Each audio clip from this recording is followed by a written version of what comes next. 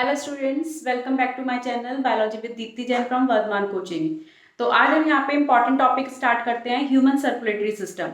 Last video जो थी वो ट्रांसपोर्टेशन इन प्लांट्स था कि प्लांट्स में किसी भी सब्सटेंस का जो ट्रांसपोर्टेशन होता है किस तरीके से होता है। उसी तरीके से किसी भी ह्यूमन बॉडी के अंदर जो बॉडी के सब्सटेंसेस होते हैं वो किस तरीके से पूरी बॉडी में सर्कुलेट होते हैं, पूरी बॉडी में ट्रांसपोर्ट होते हैं। तो सबसे पहले एक चीज की जो ट्रांसपोर्टिंग सिस्टम है, एक्चुअल में ट्रांसपोर्ट मतलब ह्यूमन के अंदर जो ट्रांसपोर्टिंग सिस्टम है, जैसे हमने प्लांट्स में ट्रांसपोर्टिंग सिस्टम पढ़ा था, ह्यूमन में भी ट्रांसपोर्टिंग सिस्टम होता है और वो ट्रांसपोर्टिंग सिस्टम हमारा सर्कुलेटरी सिस्टम कहलाता है।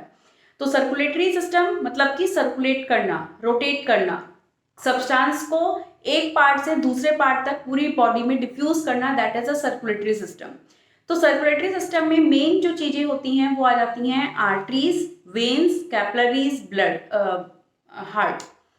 इसके अलावा सर्कुलेटिंग फ्लूइड्स होते हैं जो होते हैं हमारे ब्लड और लिम्फ। ठीक है, सर्कुलेटिंग फ्लूइड जो होते हैं वो ब्लड और लिम्फ होते हैं। ये हमारे बॉडी के सर्कुलेटिंग फ्लूइड हैं जो बॉडी के अंदर, जो हमारी बॉडी में फूड है, ऑक्सीजन है, कार्बन डाइऑक्साइड है या कोई हार्मोन्स हैं, विटामिन्स हैं, एंजाइम्स हैं, तो उनको जो सर्कुलेट कर रहा है, उनको जो ट्रांसपोर्ट कर रहा है वो कौन करेंगे? ब्लड और लिम्फ करते हैं। ठीक है, तो इनके बारे में जो डिटेल आपको मिलेगी वो मेरे 9th क्लास की जो प्लेलिस्ट है उसमें टिश्यू वाले चैप्टर में इसका डिस्क्रिप्शन मैंने करा हुआ है, उसका लिंक मैंने डिस्क्रिप्शन बॉक्स में मेंशन कर दिया है। तो आप वो ब्लड और लिम्फ के बारे में वहां से उसकी वीडियो से आप इसको क्लियर कर सकते हो। तो हम यहाँ पे बेसिकली सर्कुलेटरी सिस्टम की बात कर रहे हैं। तो सर्कुलेटरी सिस्टम में जो मेन सर्कुलेटिंग ऑर्गन होता है वो हमारा हार्ट होता है। ठीक है, हार्ट। इसके अलावा सर्कुलेटरी सिस्टम में हार्ट ऑर्गन होता है, पंपिंग ऑर्गन होता है और ब्लड वेसल्स होती हैं। ठीक है, हार्ट हो गया, ये हो गया हमारा पंपिंग ऑर्गन, पंपिंग ऑर्गन, और इसके अलावा इसको हम सर्कुलेटिंग ऑर्गन भी बोल सकते हैं। और साथ में सर्कुलेटरी सिस्टम में दूसरी चीजें आ जाती हैं, ब्लड वेसल्स। तो ब्लड वेसल्स के अंदर आ गई क्या नाम है, आर्टरीज और वेन्स। ठीक है, एंड कैपिलरी। तो सर्कुलेटरी सिस्टम में मतलब कि ये हार्ट और ब्लड वेसल्स मिलके क्या बन गया, हमारा पूरा सर्कुलेटरी सिस्टम बनता है। साथ में हम इसमें इंक्लूड कर सकते हैं ब्लड को, क्योंकि ब्लड जो है हमारा सर्कुलेटरी फ्लूइड है, जो ही वो यही क्या होता है, पूरी बॉडी में सर्कुलेट होता है और इसी की हेल्प से यही जो है सब्सटेंसेस को, हार्मोन्स को, विटामिन्स को, एंजाइम्स को ही पूरी बॉडी में ट्रांसपोर्ट करता है। तो अब बेसिकली हम इसमें बात कर रहे हैं, तो ब्लड वेसल्स में आ गई आर्टरीज, वेन्स और कैपिलरीज, और पंपिंग ऑर्गन हमारा हो गया हार्ट। तो हार्ट जो है ये रफली ट्रायंगुलर शेप का होता है। ठीक है, इसके लिए हम क्या बोलेंगे, रफली ट्रायंगुलर शेप।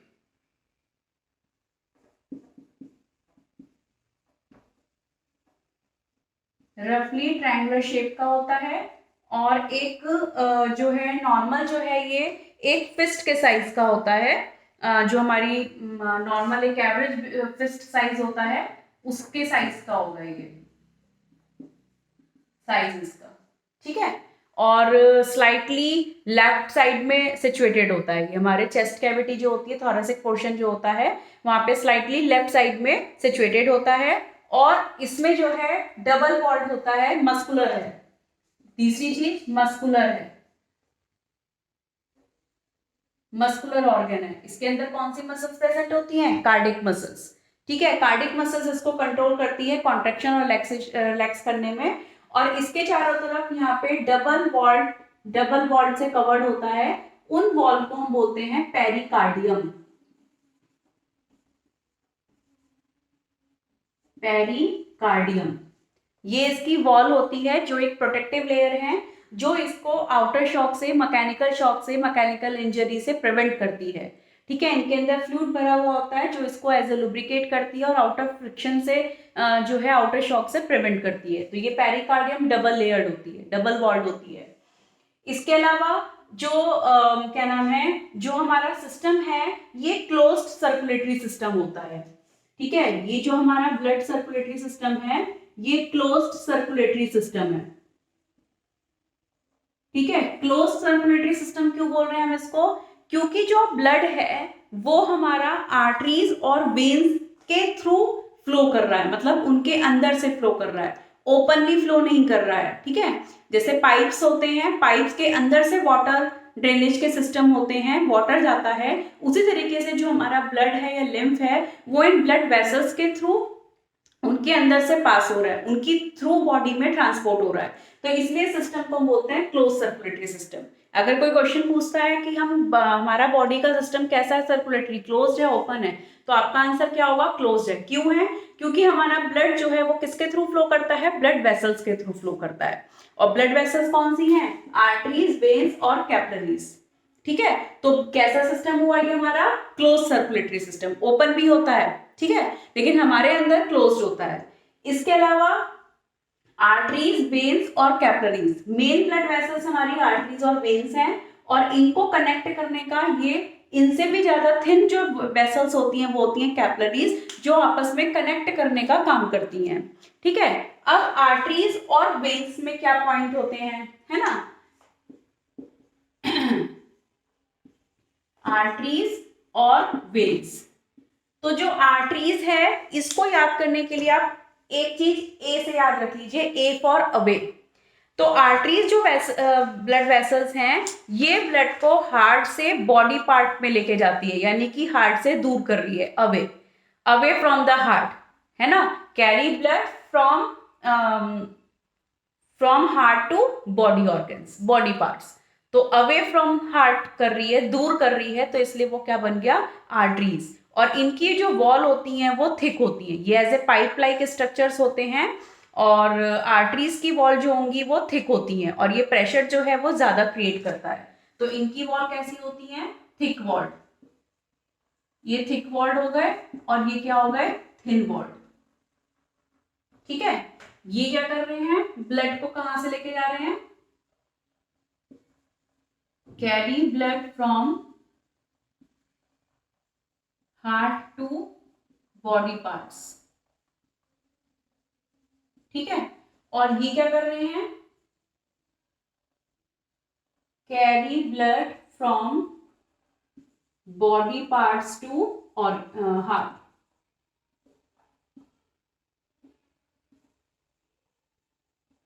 ठीक है, तो ए से आर्टरी, ए से अवे। तो अवे फ्रॉम हार्ट, अगर हार्ट से दूर लेके जा रहा है ब्लड तो वो कौन है? आर्टरी है। और अगर हार्ट के पास लेकर आ रहा है तो वो क्या है? वेन्स है। ठीक है, तो ये मेन डिफरेंस होता है, ये आप क्वेश्चन पेपर में आता है 1 मार्क्स में। और आर्टरीज जो है वो प्रेशर ज्यादा क्रिएट करती है, ठीक है, क्योंकि इसको लॉन्ग डिस्टेंस ट्रेवल करनी होती है, और वेन्स जो होती है वो लो प्रेशर क्रिएट करती है, क्योंकि इसको ज्यादा डिस्टेंस ट्रेवल नहीं करनी पड़ती है। तो इसमें हाई प्रेशर रहेगा, इसमें लो प्रेशर रहता है। ठीक है, इसमें क्या रहेगा? लो। तो ये हुई आर्टरीज और वेन्स। अब इसके अलावा हम इसका हार्ट का स्ट्रक्चर देखते हैं। तो हार्ट के स्ट्रक्चर में जो हमने बोला ट्रायंगुलर शेप होती है रफली, और इसमें जो है जो हार्ट है, हार्ट के अंदर 4 चैम्बर होते हैं, 2 पार्ट में डिवाइड है, लेफ्ट और राइट। तो लेफ्ट और राइट जो है, ये वाला क्वेश्चन तो हो गया लेफ्ट, और ये हो गया राइट। तो इसको जो डिवाइड कर रहा है वो कौन कर रहा है? ये सेप्टम। ठीक है, ये सेप्टम होता है हार्ट में, और वो इसको क्या कर रहा है? डिवाइड कर रहा है राइट और लेफ्ट में। फिर उसी तरीके से एक यहाँ पे सेप्टम होता है, जिससे कि राइट और लेफ्ट पार्ट दो पार्ट्स में डिवाइड हो जाते हैं। और इसमें जो हार्ट का अपर पोर्शन होता है वो कहलाता है ऑरिकल, और जो लोअर पोर्शन कहलाता है वो कहलाता है वेंट्रिकल। तो ये हुआ लेफ्ट ऑरिकल, ये वाला पोर्शन लेफ्ट ऑरिकल, ये हुआ लेफ्ट वेंट्रिकल, और इसी तरीके से ये हुआ राइट वेंट्रिकल, और ये हुआ राइट ऑरिकल। ठीक है, तो अब ये इनका रोल बता दूं मैं आपको। 4 चैम्बर होते हैं बॉडी हार्ट में हमारे। हम लोगों ने 9th में पढ़ा होगा कि मैमल्स में जो है हार्ट में 4 चैम्बर्स होते हैं। क्यों होते हैं? तो क्यों होते हैं? क्योंकि एक तो ऑक्सीजनेटेड और डीऑक्सीजनेटेड ब्लड आपस में मिक्स ना हो। ऑक्सीजनेटेड ब्लड कौन सा होता है? जिस ब्लड में ऑक्सीजन कैरी हो। ठीक है, जो ब्लड ऑक्सीजन को कैरी करता है वो ब्लड कैसा हुआ? ऑक्सीजनेटेड। ठीक, blood with oxygen that is the oxygenated, and blood without the oxygen that is a deoxygenated. Blood with carbon dioxide और without oxygen that is a deoxygenated blood. तो यहाँ पे जो है लेफ्ट पोर्शन लेफ्ट लंग से connect होगा, right portion right lung से connect होगा। क्योंकि मेनली बेसिकली सर्कुलेटरी सिस्टम का काम क्या है? जो लंग से ऑक्सीजन मिल रही है उस ऑक्सीजन को ब्लड कैरी करता है, हार्ट में आता है, और हार्ट उसको ब्लड को पंप करता है पूरी बॉडी के अंदर ताकि ऑक्सीजन डिफ्यूज हो सके। ठीक है, और जो ब्लड के बॉडी के अंदर कार्बन डाइऑक्साइड प्रोड्यूस हो रही है, ब्लड उसको कैरी करके लाता है, हार्ट को देता है, हार्ट उसको वापस लंग्स को दे देती है कार्बन डाइऑक्साइड ताकि वो बॉडी से बाहर एलिमिनेट हो सके। ठीक है, तो इसमें जो चैम्बर्स हैं, क्या रीजन है क्यों होते हैं 4 चैम्बर? ताकि ऑक्सीजनेटेड और डीऑक्सीजनेटेड ब्लड दोनों आपस में मिक्स ना हो जाए। ठीक है, और बॉडी का टेम्परेचर कांस्टेंट रह सके, मेंटेन रह सके। तो ये रीजन होता है इन 4 चैम्बर्स के होने का। अब यहाँ पे आप देखो कि ये मैंने पेरिकार्डियम लिखा है, ये डबल वॉल्ड हो गई। इसके अलावा left ventricle, right ventricle, left auricle, right auricle. अब यहाँ पे आप देखो ये आ रही है पल्मोनरी वेन। ठीक है, ये पल्मोनरी वेन आएगी कहां से? लंग से। हमने क्या बोला था? वेन और artery. When towards the heart. जब ब्लड हार्ट के पास आ रहा है तो किसके थ्रू आएगा? वेन्स के थ्रू। और जब ब्लड हार्ट से दूर जा रहा है तो कौन लेके जाएगा उसको? आर्टरी। तो पल्मोनरी वेन जो है ब्लड लेकर आएगी किसको? ब्लड लेकर आएगी कहाँ? लेफ्ट ऑरिकल में। किसके थ्रू लाएगी? लंग्स के थ्रू। लंग्स यानी लेफ्ट लंग से वो ऑक्सीजनेटेड ऑक्सीजन लिया और ब्लड ऑक्सीजनेटेड हो गया, और ब्लड कहाँ है अब? लेफ्ट ऑरिकल में।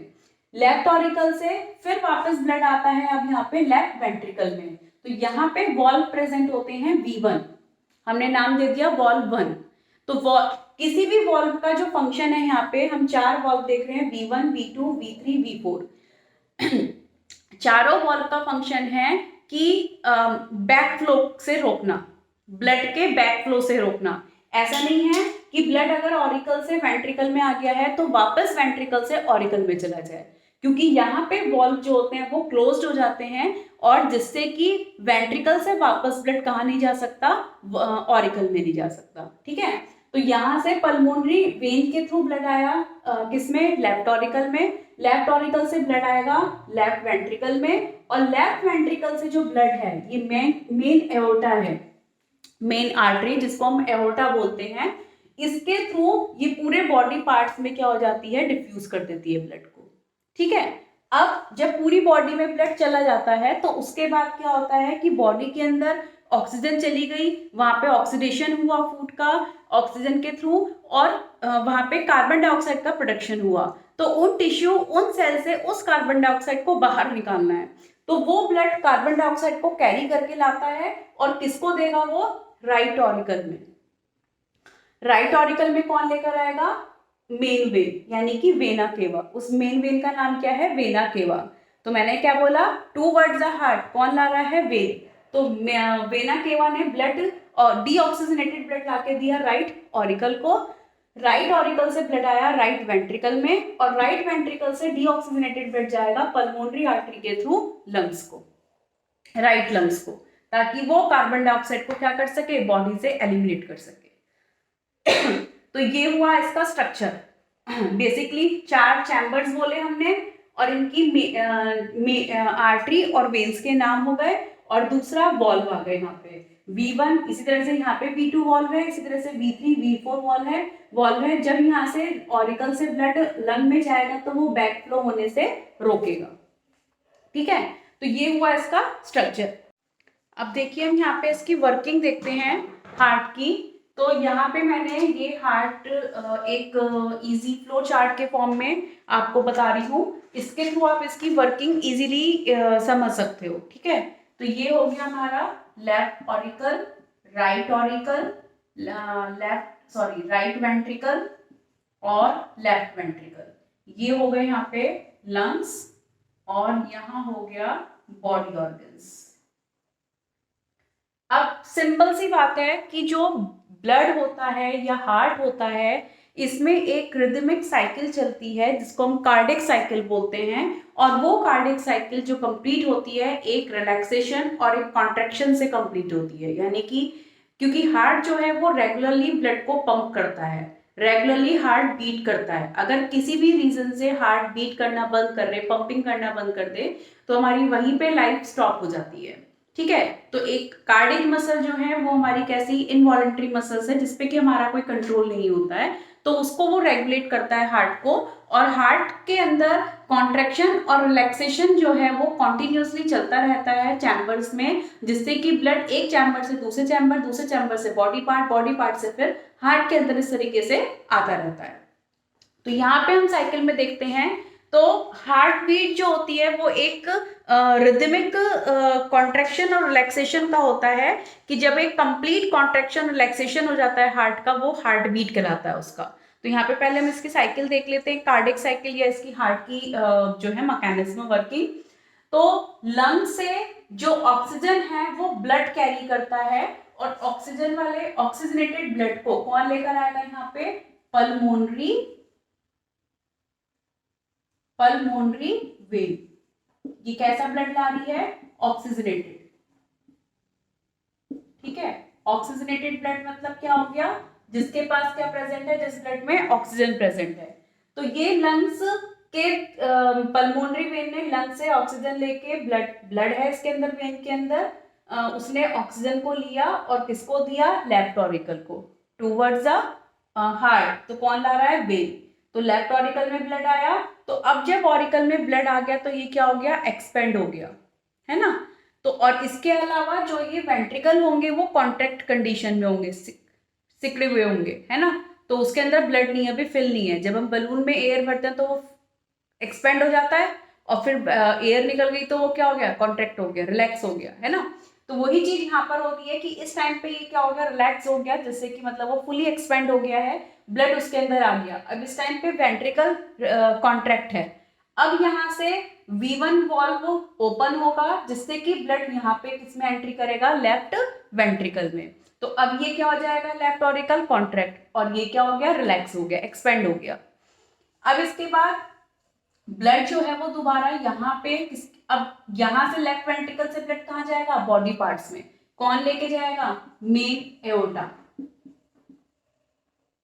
ठीक है, मेन एओर्टा, जो मेन आर्टरी है, मेन एओर्टा है, वो ब्लड को कहाँ लेके जाएगी, बॉडी ऑर्गन्स में। और बॉडी ऑर्गन्स में क्या होगा, वहां पे ऑक्सीडेशन होगा फूड का, जिससे कि क्या प्रोड्यूस होगी, कार्बन डाइऑक्साइड। अब ब्लड यहाँ पे कैसा हो गया, डीऑक्सीजनेटेड, है ना, डीऑक्सीजनेटेड ब्लड हो गया।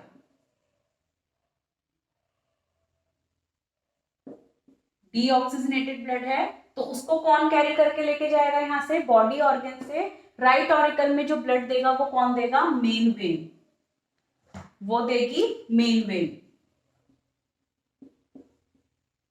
मेन वेन का नाम क्या है, वेना केवा। ठीक है, इसकी वर्किंग आती है एग्जाम्स में, स्ट्रक्चर भी पूछ लेते हैं और वर्किंग भी।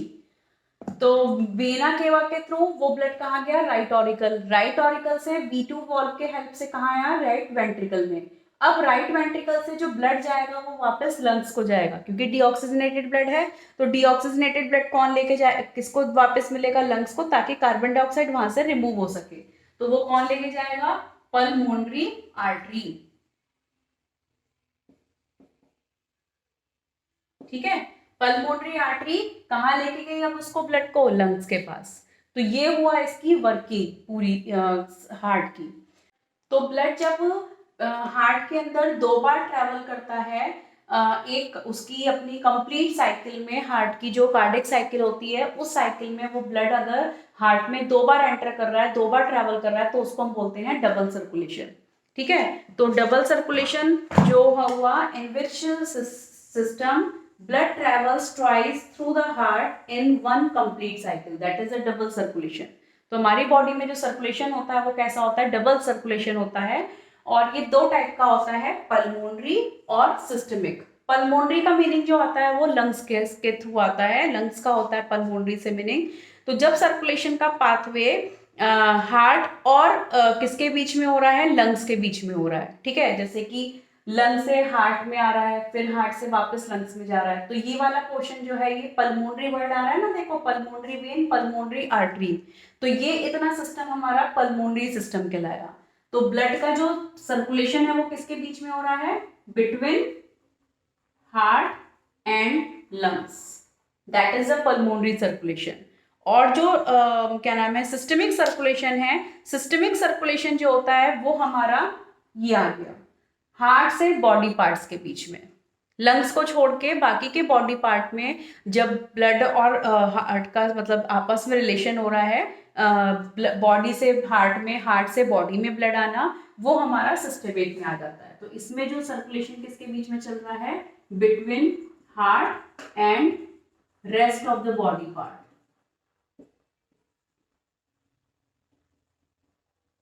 ठीक है, तो ये हुआ हमारा डबल सर्कुलेशन, दो होते हैं पल्मोनरी और सिस्टमिक। इसके भी एडवांटेज आता है कि डबल सर्कुलेशन क्यों इंपॉर्टेंट है, तो डबल सर्कुलेशन इसीलिए ही इंपॉर्टेंट है, जो मैंने चारों चैम्बर्स का ये रीजन बताया था कि ऑक्सीजनेटेड और डीऑक्सीजनेटेड ब्लड को सेपरेट करने के लिए होता है, तो वही रीजन होता है डबल सर्कुलेशन का कि डीऑक्सीजनेटेड और ऑक्सीजनेटेड ब्लड को सेपरेट करने के लिए और ब्लड टेम्परेचर को मेंटेन करने के लिए, यही इसकी एडवांटेज होती है डबल सर्कुलेशन की। ठीक, तो अब हम यहाँ पे हार्ट का हमने स्ट्रक्चर पढ़ा, वर्किंग पढ़ी, वर्किंग इंपॉर्टेंट है, 5 मार्क्स में 3 मार्क्स में क्वेश्चन पुटअप होता है, और ये डायग्राम ड्रॉ करने के लिए आ जाता है, कई बार ड्रॉ करा हुआ आता है, लेबल करने के लिए आ जाता है, ठीक है, और उनके फिर फंक्शंस पूछ लेते हैं। सपोज करिए ये इनको लेवल कर दिया या आर्टरी वेन्स को कर दिया, तो इनके फंक्शन पूछ लेगा कि क्या इनका फंक्शन है। इसके अलावा क्वेश्चन जो आता है हार्ट बीट हो गया, हार्ट बीट क्या होगी, one complete contraction and relaxation of the heart is called the heart beat. जब एक साइकिल में पूरा हार्ट कंप्लीटली कॉन्ट्रैक्ट और रिलैक्सेशन का पूरा एक कंप्लीट साइकिल कर लेता है, तब उसको एक हार्ट बीट बोलते हैं। तो नॉर्मली एक एवरेज पर्सन की जो हार्ट बीट होती है वो होती है 70 से 72 पर मिनट, ठीक है। अगर हम लोग कोई हैवी वर्क कर रहे हैं, है ना, कोई एक्सरसाइज कर रहे हैं, फिजिकल वर्क कर रहे हैं, तो उस टाइम पे हार्ट बीट हमारी हाई हो जाती है, 100 तक भी पहुंच सकती है, ठीक है। तो उस टाइम पे हार्ट बीट ज़्यादा हो जाएगी, और अगर हम नॉर्मली रहते हैं तो 70 से 72 के बीच में रहती है, 72 तक रहती है। और अगर नॉर्मल भी आपकी हार्ट बीट ज़्यादा है तो इसका मतलब है कि कोई बॉडी में प्रॉब्लम चल रही है, हार्ट में प्रॉब्लम आ रही है आपके। उसी तरीके से एक होती है पल्स रेट। हार्ट बीट और पल्स दोनों में फर्क क्या होता है, हार्ट बीट तो हो गया कि हार्ट के अंदर जो कॉन्ट्रैक्शन और रिलैक्सेशन हो रहा है उसकी साइकिल में, उसका कंप्लीट कॉन्ट्रैक्शन और रिलैक्सेशन होना एक हार्ट साइकिल में, वो हार्ट बीट है। और पल्स क्या हो गया, expansion of N artery each time the blood is forced into it is called the pulse. तो पल्स हो गया कि जब आर्टरी से ब्लड निकल रहा है बाहर, वो कितने प्रेशर से, कितने फोर्स से, कितनी बार निकल रहा है 1 मिनट के अंदर, वो कहलाती है उसकी पल्स रेट। तो पल्स रेट भी वही लगभग कितनी होती है, 70 to 70 पर मिनट, ठीक है। ये भी वही हैवी वर्क करते हैं हम, कुछ करते हैं तो उस टाइम पर ज्यादा हो जाती है। तो एक एडल्ट पर्सन में 70 और 72 पर मिनट एक पल्स रेट होती है। एक चीज आती है फिर माइंड में सबसे ज्यादा, जो हम लोग और पल्स रेट को हम लोग यहाँ से मेजर कर लेते हैं। 3 जगह होती है हमारी, एक यहाँ होती है, एक कान के पास होती है इधर पीछे की तरफ, और एक नेक में होती है। तो इन 3 जगह से हम लोग जो है पल्स रेट को मेजर कर सकते हैं, काउंट कर सकते हैं 1 मिनट में। फिर उसके बाद आता है ब्लड प्रेशर, जो नॉर्मली सबके घरों में सुना जाता है, हाई ब्लड प्रेशर हो गया, लो ब्लड प्रेशर हो गया, है ना। तो ब्लड प्रेशर होता क्या है, एक्चुअली में जो आर्टरीज और वेन्स ब्लड को फ्लो करती हैं, ब्लड निकालती हैं, उनसे जो प्रेशर क्रिएट होता है वो होता है ब्लड प्रेशर। तो जब हार्ट का कोई चैम्बर कॉन्ट्रैक्ट हो रहा है या रिलैक्स हो रहा है, तो उसमें जो है प्रेशर क्रिएट होता है। सपोज करिए ऑरिकल से वेंट्रिकल में ब्लड आ रहा है, तो यहाँ से भी एक प्रेशर लग रहा है, जब वेंट्रिकल से बॉडी पार्ट में जा रहा है तब भी एक प्रेशर क्रिएट हो रहा है। तो इसमें जो प्रेशर होगी वो चीज प्रेशर कहलाती है। तो हमने क्या डिफाइन करा है, the pressure at which blood is pumped around the body by the heart के थ्रू जब बॉडी पार्ट्स में ब्लड पंप हो रहा है जिस प्रेशर के थ्रू, उसको हम बोलते हैं ब्लड प्रेशर। तो ब्लड प्रेशर को जो मेजर करा जाता है वो स्पाइगमोमैनोमीटर के थ्रू करा जाता है, जो मरकरी होती है उसके अंदर, उसके थ्रू मेजर करते हैं। आजकल डिजिटल भी चल गए हैं, उससे भी मेजर कर लिया जाता है। नॉर्मली डॉक्टर्स के यहाँ यही देखने को मिलता है, स्पाइगमोमैनोमीटर। तो इसमें जो है दो प्रेशर होते हैं, सिस्टोलिक प्रेशर और डायस्टोलिक प्रेशर। तो सिस्टोलिक प्रेशर जो हाई होता है उसकी रेंज होती है नॉर्मल 120 mmHg, मर्करी लेवल देखा जाता है इसका, ठीक है। और जो डायस्टोलिक प्रेशर होता है, लो प्रेशर जो होता है वो होता है 80, ठीक है। अगर इन प्रेशर से दो प्रेशर होते हैं ब्लड प्रेशर में, दो आते हैं, एक आर्टरीज और वेन्स का, सिस्टोलिक और डायस्टोलिक प्रेशर बोलते हैं। ये वाला सिस्टोलिक प्रेशर कहलाता है और ये डायस्टोलिक, ठीक है। तो अगर इन दोनों प्रेशर से ज्यादा प्रेशर होता है तो ब्लड प्रेशर हाई हो गया, यानी कि हाइपरटेंशन, ठीक है, हाइपरटेंशन, ठीक। और अगर इन ब्लड से प्रेशर से कम रहती है रेंज प्रेशर की तो हो जाती है हाइपोटेंशन। जैसे जैसे एज बढ़ती है उसमें ब्लड प्रेशर की रेंज भी हाई हो जाती है। तो उसमें एक नॉर्मल जो पर्सन की रेट ब्लड प्रेशर होता है वो इतना होता है, लेकिन जैसे जैसे एज बढ़ती है उसमें नॉर्मल रेट भी थोड़ी हाई हो जाती है, ठीक है। तो दोनों ही हाइपोटेंशन जो नॉर्मली है वो वीकनेस की वजह से आता है, रेगुलरली हम लोग अपनी डाइट नहीं लेते हैं तो उससे हाइपोटेंशन की प्रॉब्लम क्रिएट होती है। और हाइपरटेंशन में हम लोग सॉल्ट ज़्यादा ले रहे हैं, टेंशन ज़्यादा ले रहे हैं, तो उससे भी हमारा प्रेशर ज़्यादा हो जाता है, तो वो प्रॉब्लम आ जाती है हाइपरटेंशन की। तो हाइपरटेंशन में ब्लड प्रेशर ज़्यादा और हाइपोटेंशन में ब्लड प्रेशर इनसे लो हो जाता है, तो इसको हम बोलते हैं हाइपरटेंशन और हाइपोटेंशन। तो इस तरीके से यहाँ पे ये टॉपिक कंप्लीट होता है। पूरा सर्कुलेटरी सिस्टम इंपॉर्टेंट है, 5 मार्क्स पे क्वेश्चन बहुत आते हैं इस पे, इस सर्कुलेटरी सिस्टम पर, और 3 मार्क्स के भी। और बाकी एक एक दो नंबर के, जैसे आर्टरी वेन्स में डिफरेंस आ गया, डबल सर्कुलेशन क्या है, उसका एडवांटेज क्या है, ब्लड और लिम्फ में डिफरेंस आ गया है ना, ब्लड की किसी सेल का फंक्शन आ गया। तो ब्लड और लिम्फ का जो मैंने अपनी वीडियो में अपलोड कर चुकी हूँ मैं 9th की, तो उसका लिंक मैं डिस्क्रिप्शन बॉक्स में मेंशन कर दिया, तो आप वो देख सकते हो। और भी इसके अलावा कोई डाउट है या कोई और प्रॉब्लम है तो आप प्लीज़ कमेंट बॉक्स में मेंशन करिए, या मेरे इंस्टाग्राम अकाउंट पर बायोलॉजी विद दीप्ति जैन, वहाँ पे भी आप मुझे मैसेज कर सकते हैं। तो फिर हम इसके अलावा कोई और प्रॉब्लम है तो आप शेयर कर सकते हो, बता सकते हो आप। तो कोई भी वीडियो है पूरी वॉच करिए, पूरा डिस्क्रिप्शन देखिए, और कोई भी प्रॉब्लम है तो आप प्लीज़ उसको कमेंट बॉक्स में मेंशन करिए। तो see you on the next video, till then bye bye.